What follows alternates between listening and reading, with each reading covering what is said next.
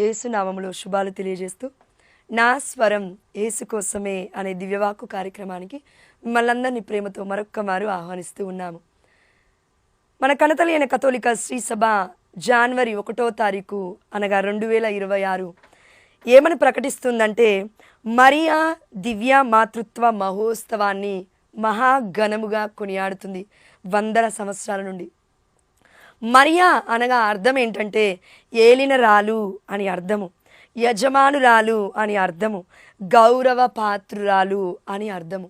అమ్మ మరియతని మనము ఒరిజినల్ లాంగ్వేజ్కి మనం వెళ్తే, అంటే ఆరంభంలో ఉన్న ఆ యొక్క భాషలోకి మనం వెళ్తే ఏమని ఉంటుందంటే థెయోటోకస్ అని ఉంటుంది. థెయోటోకస్ అనగా దేవుడి తల్లి అని. మన లూకాసు వార్త 1వ అధ్యాయం 43వ వచనంలో చూసాము. ఎలిజబెత్తమ్మ గారు పలుకుతున్న మాట పరిశుద్ధాత్మ ప్రేరణ ద్వారా, నా ప్రభువు తల్లి అనగా నా దేవుడి తల్లి అని అర్థము. అయితే దీనికి మనం ఇంకా కొన్ని వాక్యాలు చూస్తే, Mary is a mother of God, Mariya తల్లి దేవుడి తల్లి అని మనం ఎందుకు ధ్యానించుకుంటున్నాం? మన కనతలి అయిన కథోలిక శ్రీ సభ ఎందుకు చెప్తుంది, ఈ యొక్క సత్యాన్ని ఎందుకు ప్రకటిస్తుందంటే, అమ్మ లేకపోతే ఆరంభము లేదు దేనికైనా సరే. చూడండి, ఈ భూమిలో, ఈ యొక్క భూమిలో మనం పరలోక రాజ్యంలో లేవు, ఇప్పుడు భూలోకంలో ఉన్నాం. కాబట్టి ఈ భూలోకంలో స్త్రీ పురుషుడు వ్యత్యాసాలు ఉన్నాయి, కానీ పరలోక రాజ్యంలో అందరూ ఒక్కరే, దేవదూతలను కలిగి ఉంటారు అనేసి ఆ దేవదూత చెప్పాడు. అవునా? ఎస్. అయితే ఈ లోకంలో ఆ దేవాతి దేవుడికి జన్మనిచ్చిన తల్లి ఎవరు అని అంటే అమ్మ మరియ తల్లి. ఆ లోకంలో దేవుడి మహిమలో ఉన్న ఆ దేవాదేవుడు యేసుప్రభువారు ఎక్కడున్నారు అంటే దేవుడి వక్షస్థలమున, అంటే తండ్రి యెహోవా యొక్క కుడి పార్శ్వమున ఉన్నాడు అని మనం చూసాము వాక్యాలలో. సింహాసనము ప్రక్కనే కూర్చొని ఉన్నాడు అని మనం చూసినాం. అంటే ఈ లోకంలో పుట్టాలి అంటే స్త్రీ యొక్క పాత్ర చాలా అత్యున్నతమైనది, అమోఘమైనది, ముఖ్యమైనది, ప్రాముఖ్యమైనది. ఇది మనం గుర్తుపెట్టుకోవాలి. కాబట్టి ఆనాడు ఆది కాండంలో మనం చూస్తే దేవుడే ఆదాముకి తల్లి తండ్రి. అందుకే ఆ దేవాతి దేవుడు మట్టిని తీసుకొని మనిషిని చేసి తన ప్రాణవాయువుని తన ముక్కు రంధ్రంలో ఊదగానే జీవము గలవాడయ్యను ఆదాము. అవునా? ఎస్. ఇప్పుడు ఆదాముకి ఎవరయ్యా తల్లిదండ్రులు అని చూస్తే అక్కడ దేవుడే తల్లి తండ్రి. కానీ పాపం పుట్టింది అంటే దేవుడికి అవిధేయత చూపించారు.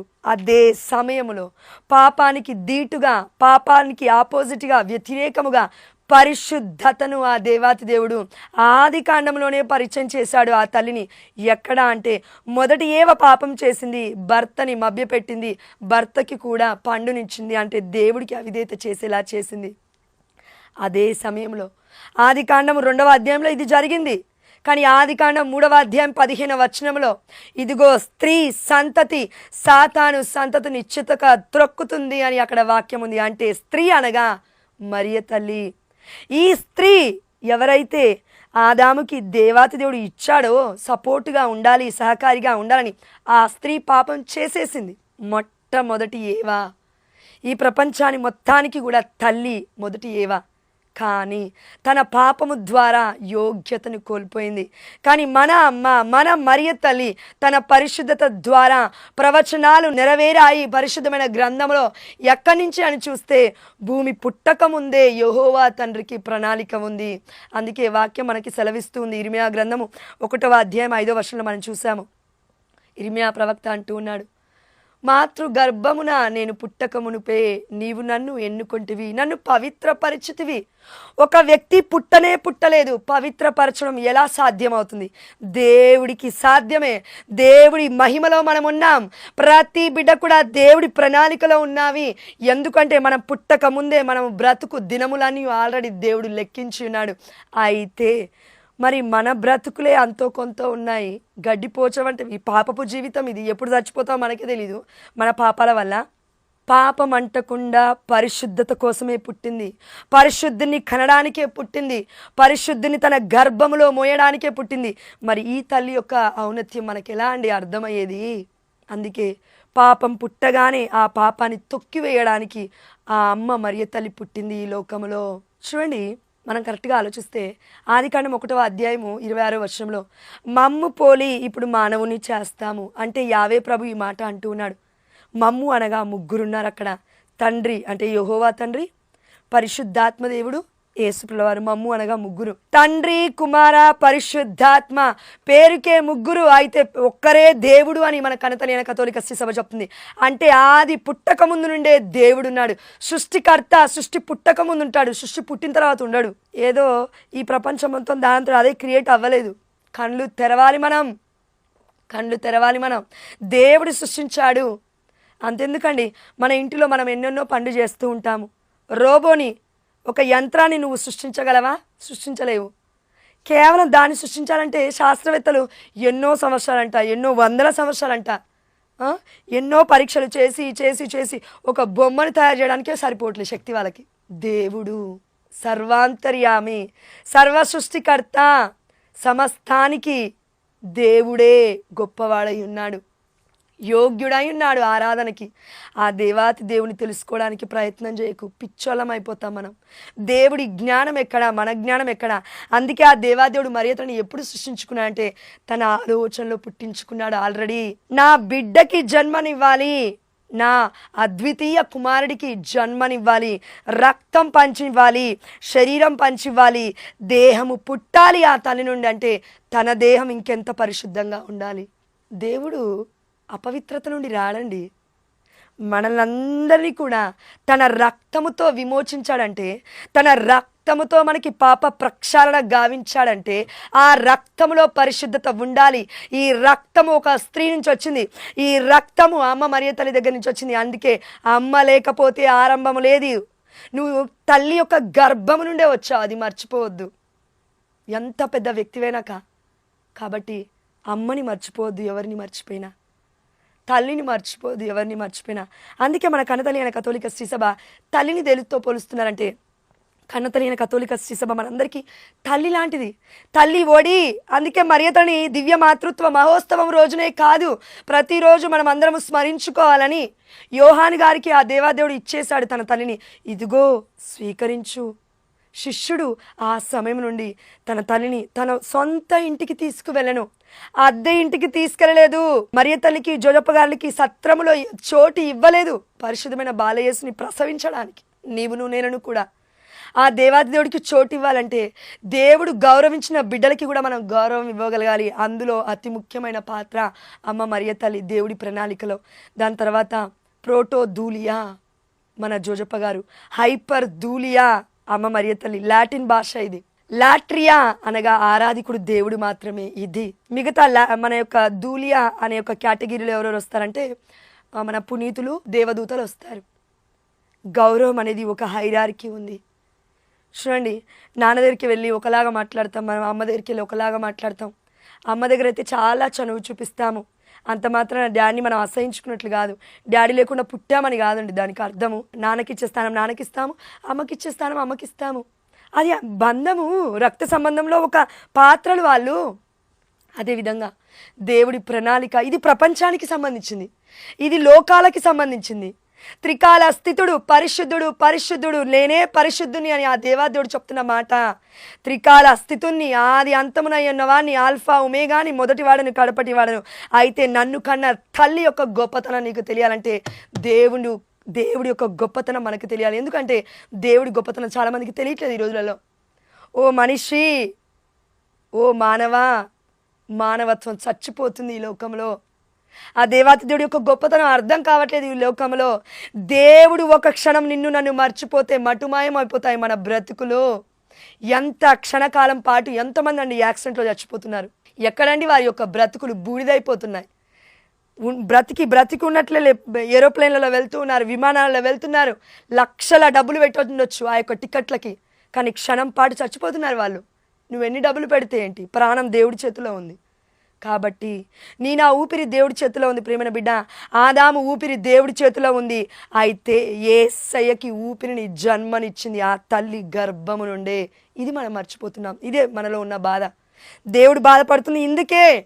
నా తల్లి నాకు జన్మనిచ్చింది, నేను ఆత్మ స్వరూపుణ్ణి. కొలస్సీలకు రాసిన లేఖ 1వ అధ్యాయం 15వ వచనం. క్రీస్తు అదృశ్యుడై ఉన్న ఆ దేవుని ప్రత్యక్ష రూపము. దేవాతి దేవుడు ఆత్మ స్వరూపుడు. అయితే ఆ ఆత్మకి స్వరూపాన్ని ఇచ్చింది మన మరియ తల్లి. అంటే దేవుడు ఏర్పరచుకున్నాడు, దేవుడి ప్రణాళిక. కానీ దేవుడి ప్రణాళికకి ఒక్క మాటకి నువ్వు నేను ఈ రోజున మాట ఇస్తే, దేవుడికి ప్రమాణం చేస్తే కట్టుబడతావేమో. ఒక్కసారి చూడు, 2-3 రోజులలో పట్టుక్కుమని పాపంలో పడిపోకపోతే చూడండి. మరియ తల్లి అలా కాదు. నేను ప్రభు దాసురాలను, దేవుడి మాట చొప్పున నాకు జరుగునుగాక. ఆ తల్లి తన జీవితాన్ని సరెండర్ చేసింది, సమర్పించుకుంది. ఇంకా వెనక్కి తిరిగి చూడలేదు. పాప జీవితంలో అడుగు పెట్టనే లేదు. అసలు పాపము అంటనే లేదు. ఒకటి ఆలోచించాలి మనం ఇక్కడ. పాపంలో పడిపోతున్న వాడికి పాపం యొక్క రుచి తెలుస్తుంది. అందుకే మరలా పాపంలో పడిపోతే బాగుండు. ఫర్ ఎగ్జాంపుల్ బిర్యానీ ఉందనుకోండి.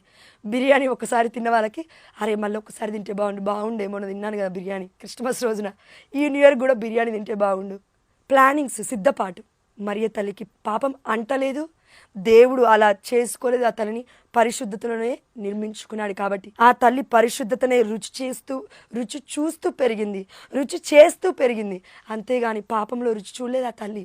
దేవాదేవుడు అంటూ ఉన్నాడు, ఉంటే ఇటైనా ఉంటూ, ఉంటే వేడిగైనా ఉండు, ఉంటే చల్లగైనా ఉండు, నులువెచ్చని జీవితాన్ని జీవించకు. దేవుడు నోటి నుండి ఉమ్మివేస్తాడు. దర్శన గ్రంథం 3వ అధ్యాయం 15వ వచనం అనుకుంటాను. చాలామంది మనలో క్రైస్తవులం ఇలా ఉన్నాం. కథోలిక శ్రీ సభలో ఉన్నామండి, మేము పుట్టుకతోనే క్రైస్తవులు అండి. No, we all are gentiles. మనమందరం కూడా అన్యులమే. Even though we are living in the Catholic church అనకూడదు. అమ్మో నేను క్యాథలిక్ అని నాకు అన్నీ తెలుసు అండి. No, we don't know anything except priest and the nuns and the deacons. ప్రధాన యాజకులు, గురువులు తప్పించి, యాజకులు తప్పించి, మన మఠకన్యా స్త్రీలు తప్పించి, డీకన్ బ్రదర్స్ తప్పించి మిగతా వాళ్ళందరికీ కూడా అసలు ఏమీ తెలియదు కన్నతల్లి కథోలిక శ్రీ సభ గురించి. జస్ట్ తెలుసుకుంటున్నాం అంతే. మనం అందరం కూడా అన్యులమే. ఎందుకంటే పుట్టుకలో దేవాదేవుడు క్రైస్తవులు అని చెప్పలేదు. మార్గమై ఉన్నాను నేను అన్నాడు దేవుడు. ఈ మార్గము, ఈ సత్యము, ఈ జీవము ఎక్కడి నుంచి పుట్టుకొచ్చిందని చూస్తే మరియ తల్లి గర్భము నుండి వచ్చింది. అందుకే మరియ తల్లి మధ్యస్థ ప్రార్థన ద్వారా యేసయ్య చెంతకు మనం వెళ్తాము. అందుకే మరియ తల్లి అంటూ ఉంది యోహాను సువార్త 2వ అధ్యాయం 5వ వచనంలో, ఆయన చెప్పినట్లు చేయండి అని చెప్పింది అక్కడున్న సేవకులతో. నేను చెప్పినట్లు చేయండి అని చెప్పలే మరియ తల్లి. ఎక్కడ? అపోస్తలత్వంలో మనం ఉన్నాం. కన్నతల్లి అయిన కథోలిక శ్రీ సభలో మనం ఉన్నాం. 2025 సంవత్సరాల పారంపర్య చరిత్రలో మనం ఉన్నాం. నులువెచ్చని జీవితం వద్దు. 2 విశ్వాసాల పైన ప్రయాణం చేయొద్దు. 2 పడవల పైన ప్రయాణం చేయొద్దు. 2 పడవల మీద ఒక కాలు ఇటు ఒక కాలు అటు పెడితే కింద పడిపోతాం. ఆనాడు పేతురు 2 కాళ్ళు పెట్టాడు బయటికి, అడుగు బయటికి పడవ నుండి. దేవుడు కాపాడాడు. ఒకే పడవ నుండి ఎక్కాడు. కాబట్టి నువ్వు నేను 2 పడవలలో అడుగు పెడితే చీలిపోతావు, ఉండవు. కన్నతల్లి అయిన కథోలిక శ్రీ సభ మరియ తల్లికి గౌరవాన్ని ఇస్తుంది. అధికమైన గౌరవం. ఎవరు ఎన్ని చెప్పినా తల్లికి ఇచ్చే స్థానము దేవుడే ఇచ్చాడు ఆ తల్లికి స్థానం. కాబట్టి అందుకే మన కన్నతల్లి అయిన కథోలిక శ్రీ సభ 100 సంవత్సరాల నుండి మరియా దివ్య మాతృత్వ మహోత్సవాన్ని, మరియ తల్లిని థియోటోకస్ అని ప్రకటించింది. మరియ తల్లి, she is a mother of God. Mother Mary is a mother of God. మా అమ్మ మరియ తల్లి దేవుడి తల్లి అని ప్రపంచం మొత్తం ప్రకటిస్తుంది. ఎందుకంటే దేవుడి గొప్పతనం తెలుసు. దేవుడు సంపూర్ణమైన మానవుడై ఉన్నాడు. యేసుప్రభువారు సంపూర్ణమైన దేవుడై ఉన్నాడు. దేవుడికి మాత్రమే ఇది సాధ్యం. ఎందుకంటే అదృశ్యుడై ఉన్న దేవుని ప్రత్యక్ష రూపము యేసు అని దేవుడి యొక్క వాక్యం సెలవిస్తే, వాక్యము డైరెక్ట్గా ఉంటే నమ్ముతానన్నావు కదా సహోదరి మనుడా. మరి వాక్యం డైరెక్ట్గా చెప్తుంది కదా దేవుడి ప్రత్యక్ష రూపం నేను అని. మరి యేసయ్య దేవుడే కదా. ఎస్, ఇప్పుడు ఈ దేవుడికి జన్మనిచ్చిన ఆ తల్లి దేవుడి తల్లి అవుతుంది.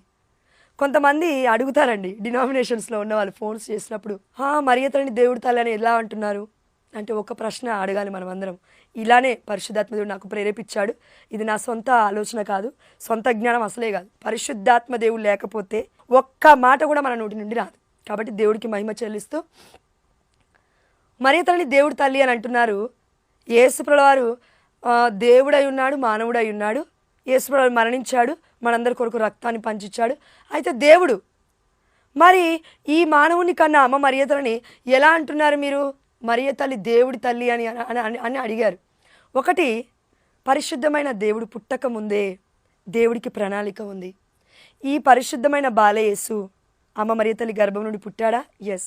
మరియ తల్లి నిండు చూలాలుగా ఉన్నప్పుడు, ఆ దేవాతి దేవుడు తన గర్భంలో ఉన్నప్పుడు గాబ్రియేలు దూత పలికినట్లుగా పవిత్రమైన దేవుడు బిడ్డకి జన్మనివ్వబోతున్నా అన్నాడు. అవునా? ఎస్. పరిశుద్ధమైన బాలయేసు మన పరిశుద్ధమైన బాలయేసు మరియ తల్లి గర్భంలో ఉన్నప్పుడు పరిశుద్ధమైన బాలయేసు దేవుడు కాదా? ఇమ్మానుయేలు అనగా దేవుడు మనతో ఉన్నాడు. ఇమ్మానుయేలు అనగా దేవుడు మనతో ఉన్నాడు. ఆ దేవుడు మరియ తల్లి గర్భంలో ఉన్నాడు. ఆ దేవుడు మరియ తల్లి గర్భంలో ఉన్నాడు. అయితే ఇప్పుడు ఆ దేవుడిని కంటున్న ఆ తల్లి దేవుడి తల్లా కాదా? అవును, దేవుడి తల్లి. అందుకే మన కనతల్లి అయిన కథోలిక శ్రీసభ catechism of the Catholic church CCC paragraph 963 ఇలా చెప్తుంది, mother Mary is the mother of church. మరియ తల్లి చర్చ్కి తల్లి అని, అంటే కథోలిక శ్రీసభకి తల్లి అని చెప్తూ ఉన్నాడు. ఎందుకు అంటే యేసుప్రభుల వారి ప్రక్క నుండి కథోలిక శ్రీసభ పుట్టింది. అయితే ఈ ప్రక్కకి, ఈ దేహానికి, ఈ రక్తానికి రూపాన్ని ఇచ్చింది తన గర్భము నుండి అమ్మ మరియ తల్లి. అందుకే మదర్ ఆఫ్ చర్చ్. యేసుప్రభుల వారు చర్చ్ అయి ఉన్నారు, సంఘం అయి ఉన్నారు. ఈ సంఘానికి జన్మనిచ్చింది అమ్మ మరియ తల్లి. ఇదండి అర్థం. అంతేగాని నేను పట్టుకున్న కుందేలుకు 6 కాళ్ళు 7 కాళ్ళు అంటారుగా, అది కాదు. ప్రశ్న ఏంటంటే దేవుడి తల్లి అని పరిశుద్ధమైన గ్రంథం చెప్తుందా? సరిపోయింది, డైరెక్ట్ వాక్యం. అందుకే మనందరికీ కూడా దేవాదేవుడు ఎంత ధన్యతనిచ్చాడంటే ఆ తల్లి ఔన్నత్యం, ఆ తల్లి గొప్పతనం మన కన్నతల్లి అనే కథోలిక శ్రీసభ మనకి చెప్తుంది. మరియా దివ్య మాతృత్వ మహోత్సవ పండుగని మనం అందరం కూడా మహాఘనముగా కొనియాడుతున్న రోజు జనవరి 1 తారీఖున రోజున 2026 ఆ తల్లి మధ్యవర్తిత్వ ప్రార్థన మనం అడుగుతూ ఈ 2026లో మనము ప్రవేశించగలిగితే మన బ్రతుకులు ఎలా ఉంటాయంటే ప్రతి కన్నీరు నాట్యముగా మారుతుంది, ప్రతి మార మధురముగా మారుతుంది. ఎందుకంటే యోహాను సువార్త 2వ అధ్యాయం మనం చూసాము, కానాపల్లి విందులో ఆ తల్లి మరియ తల్లి మధ్యవర్తితో ప్రార్థన దేవాతి దేవుడు విన్నాడు కాబట్టి నీటిని ద్రాక్షారసముగా రుచిగా మార్చాడు. మన బ్రతుకులు కూడా చేదుగా ఉన్నాయేమో రుచిగా యేసు నామములో దేవుడు మార్చునుగాక. ఆమేన్, హల్లెలూయా. కాబట్టి మనమందరం ఇక్కడ ఒక ప్రశ్న వేసుకుందాం చివరిగా. దివ్య మాతృత్వ మహోత్సవం అంటూ ఉన్నాం. అమ్మ లేకపోతే ఆరంభము లేదు, దేనికి ఆధారము లేదు. దేవాతి దేవుడు పుట్టాలనుకున్నాడు తల్లి గర్భము నుండే, పురుషుడి గర్భము నుండి కాదు. అర్థమవుతుందండి వాక్యం? ఎస్. తల్లికున్నంత ఓపిక ఈ భూమికి ఉన్నంత ఓపిక సహనం లాంటిది. స్త్రీలందరం కూడా అమ్మ మరియతని నువ్వు చూసి నేర్చుకోవాల్సింది ఒకే ఒక అంశం. లూకాసు వార్త 2వ అధ్యాయం 19, లూకాసు వార్త 2వ అధ్యాయం 51వ వచనంలో మరియమ్మ అంతయు తన మనసులో పదిలపరుచుకొని మనన చేసుకొని చుండెను. మనస్సులోనే మనన చేసుకుంటుంది ప్రతిదీ కూడా. పరిశుద్ధమైన మాటలు మాట్లాడింది, దీవెనకర మాటలు మాట్లాడింది, శుభ వచనములు పలికింది ఎలిజబెత్తమ్మ ఇంటికి వెళ్ళి. అందుకే తండ్రి కుమార పరిశుద్ధాత్మని తీసుకొచ్చిన ఆ తల్లి శుభవచనములు ఎలిజబెత్తమ్మ చెవిన పడగానే తన గర్భం అందరి శిశువు గంతులు వేయడం కాదు, ఆనందముతో గంతులు వేశాడు. ఆమె నలియ మరియ తల్లి మధ్యస్థ ప్రార్థన ఆనందాన్ని ఇస్తుంది నీకు నాకు, శాంతిని ఇస్తుంది నీకు నాకు, సమాధానాన్ని ఇస్తుంది నీకు నాకు, నా కుటుంబంలో ఐక్యతనిస్తుంది. జపమాల పఠించడం మానేయొద్దు, మొదలు పెట్టాలి 2026లో మరలా కుటుంబ ప్రార్థనలో. కాబట్టి చివరిగా ఒక్క ప్రశ్న. అమ్మ మరియ తల్లి వెళ్ళి యేసుప్రభుల వారిని అడుగుతూ ఉంది ఏమని అంటే, ద్రాక్ష రసం అయిపోయింది, దయచేసి వారికి సహాయం చేయన్నప్పుడు యేసుప్రభుల వారు ఒక మాట అన్నారు. ఏమని అంటే, స్త్రీ అది నాకేమి నీకేమి అని అన్న యేసుప్రభుల వారు ఎందుకు మరియ తల్లి ఆ యొక్క సేవకుల దగ్గరికి వెళ్ళి ఆయన చెప్పినట్లు చేయని అనగానే వెళ్ళి యేసుప్రభుల వారు చేశారు. అంటే స్త్రీ అది నాకేమి నీకేమి, దేవుడు గడియ ఇంకనూ రాలేదు. మరి ఎందుకు చేశాడు యేసయ్య? పరిశుద్ధమైన గ్రంథంలో 4వ ఆజ్ఞ పాత నిబంధనలో నీ తల్లిని నీ తండ్రిని గౌరవించు, దీర్ఘాయుష్మంతుడగుతావు.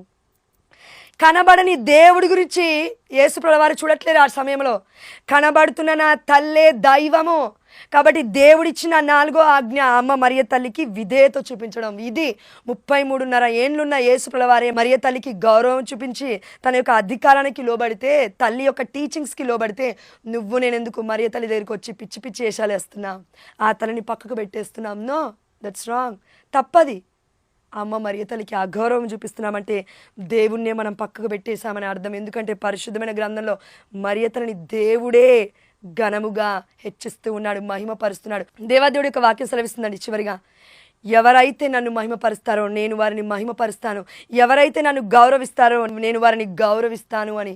ఆ దేవాదేవుడు నిన్ను నన్నే మహిమపరిస్తే, నిన్ను నన్నే గౌరవిస్తుంటే, ఒక మనిషిగా, ఒక బిడ్డగా మరి ఆ దేవుని కన్న తల్లిని ఇంకెంత గౌరవించాలి, ఇంకెంత అధికారం ఇవ్వాలి, ఇంకెంత గొప్పతనాన్ని ఇవ్వాలి. అందుకే పరలోక భూలోక రాజ్ఞి అని ఇప్పటికీ కూడా మన కనతైన కథోలిక శిశవ విశ్వసిస్తూ ప్రకటిస్తూ ఈరోజు చెప్తున్న మాట, మరియా దివ్య మాతృత్వ మహోత్సవం రోజున మరియ తల్లిపై మనం ఆధారపడగలగాలి, మధ్యస్థ ప్రార్థన చేయగలగాలి.